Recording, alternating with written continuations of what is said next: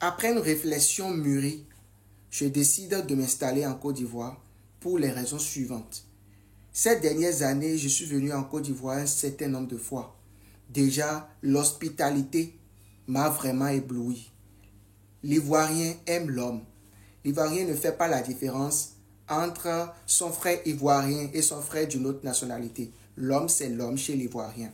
Et ça, j'ai beaucoup apprécié. Après ça, j'ai découvert un mets qui s'appelle le gaba. C'est mal doux.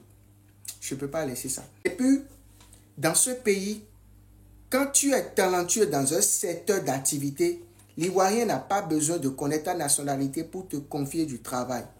Tu fais bien ton travail, tu gagnes ton argent. Et ça, c'est salutaire.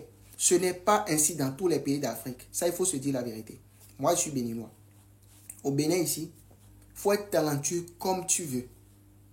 On ne te calcule pas. Mais là-bas, le talent est calculé. Donc, j'ai déposé ma valise là-bas. La famille, je vais venir bientôt. Merci de m'accueillir dans votre pays.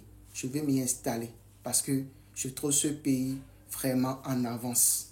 La Côte d'Ivoire a connu 2 grandes crises électorales, 2 guerres civiles. Mais la Côte d'Ivoire est toujours debout.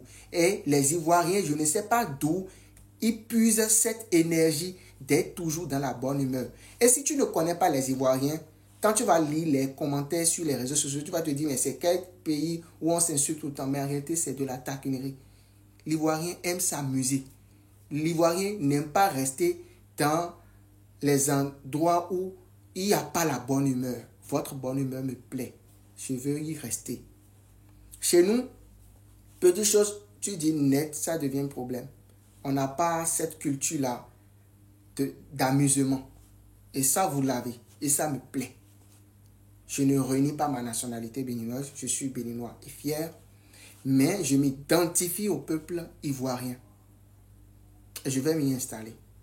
Je le dis sincèrement, ce pays me plaît.